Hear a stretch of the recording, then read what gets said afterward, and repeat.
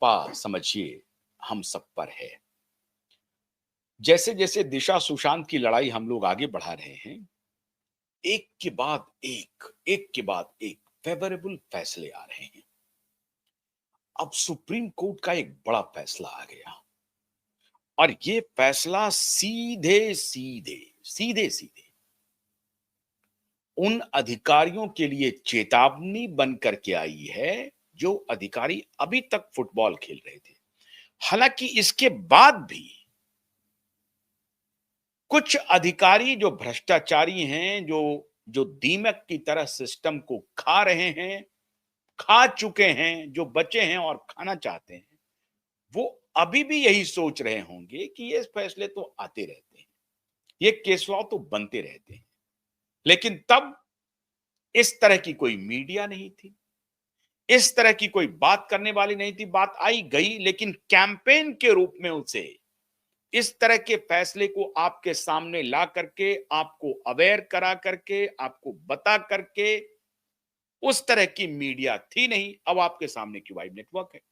तो जब आपके पास ऐसा कोई फैसला आता है, तो फौरन उस फैसले को आपके सामने लाते हैं ताकि आपके पास सही जानकारी हो और आप घबराएं नहीं। और यह जो यथास्थितिवाद है, इसके खिलाफ खड़े हो जाएं। यथास्थितिवाद क्या है?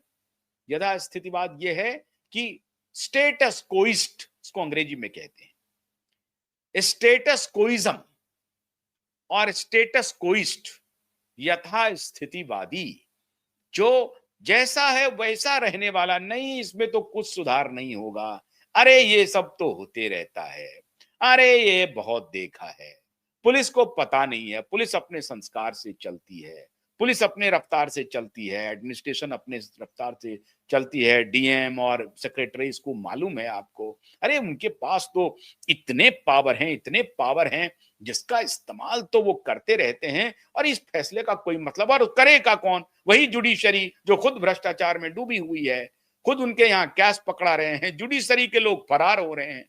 बात तो कहना सही है, लेकिन इसी अंधेरे में एक आशा की किरण भी जगती है।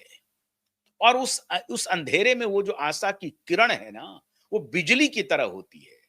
जब मान लीजिए कि अमावस की रात हो या सावन की बहुत घनी रात हो, बादलों में आप एकदम से अ, फंसे हुए हों और उस रास्ते में जा रहे हों, बारिश भी हो रही हो और बिजली नहीं हो, कोई रोशनी नहीं हो, तो अगर उस दौरान कोई आकाश में बिजली चमकती है, तो उसकी रोशनी में आपको रास्ता मिल जाता है।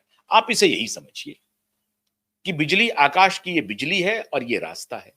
लेकिन अब इस रास्ता को मैं बता तो रहा हूं, चलना हम सबको है, इंक्लूडिंग मी। ऐसा नहीं कि खाली मैं आपको कह रहा हूं, लेकिन आपको घबराने की जरूरत नहीं है, ये बात को समझना है। तो आज का केस लाओ आया है साहब, बहुत इंटरेस्टिंग केस लाओ आ गया।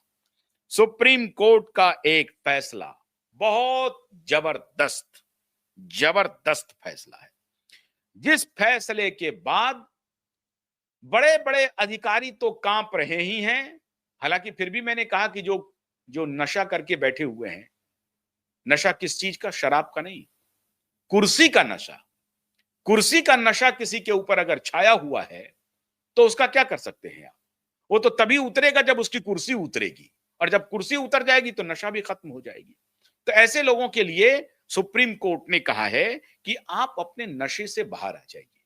और मैं इशारा जो कर रहा हूं, वो इशारा खास तौर से महाराष्ट्र की तरफ कर रहा हूं। वैसे तो पूरे देश भर में जो सारे अधिकारी हैं, उनके लिए ये नजीर वाला फैसला है, क्योंकि सुप्रीम कोर्ट का फैसला और सुप्रीम फैसला है। तो उस फैसले से महाराष्ट्र में परमवीर सिंह पर क्या असर होगा? सचिन वाजे तो पहले से ही जेल है, और अभी जो बड़े बड़े ऑफिसर हैं ना, अभी जो विवेक फंसलकर हैं, उनको भी लिया है नाम। विवेक फंसलकर और अभी देवेंद्र भारती हैं, वो भी पहुंचे हैं मुंबई के पुलिस कमिश्नर बन करके। वो भी अपने पद का बेजा इस्तेमाल कर रहे हैं, वो नहीं बढ़ करके न्याय देने की स्थिति में लगते नहीं है। क्या है फैसला, जरा मैं अब आपको सुनाता हूं। ये सभी पुलिस, सरकारी अधिकारियों और इनके लिए जो कठोर कानून बना है, उनके लिए, सरकारी अधिकारियों के लिए मामला बिल्कुल अलग है, लेकिन संबंधित है। इसलिए आपको फैसले को जानना चाहिए। क्या है फैसला? नागरिकों की शिकायत न सुनने वाले, झूठ बोलकर कोर्ट को गुमराह करने वाले, नागरिकों की एक तो शिकायत न सुनने वाले और झूठ बोलकर कोर्ट को गुमराह करने वाले अब सारे अधिकारी व्यक्तिगत सजा के मतलब सजा के हकदार होंगे, उन्हें सजा दी जा सकती है। अब लोकतंत्र के वास्तविक स्वामी कौन है? जनता। और जनता के साथ अगर कोई अमानवीय व्यवहार हो जाए और वो संबंधित अधिकारी के पास जाए कि मेरे साथ ये अमानवीय व्यवहार हो रहा है, मेरे हक की अवहेलना हो रही है, मुझे सताया जा रहा है, मुझे प्रताड़ित किया जा रहा है, तो वो कहां जाएगा? सरकारी अधिकारी के पास जाएगा, पुलिस के पास जाएगा या जनरल एडमिनिस्ट्रेशन में के पास जाएगा या फिर उसके बाद अदालत का रुख करेगा।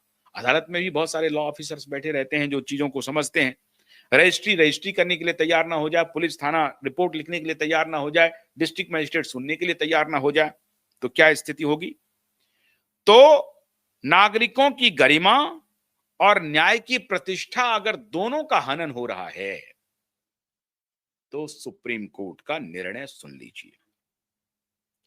28 नवंबर 2025 को न्यायमूर्ति जेबी पर्दीवाला और न्यायमूर्ति आर महादेवन की खंडपीठ ने हिंदुस्तान कंस्ट्रक्शन कंपनी लिमिटेड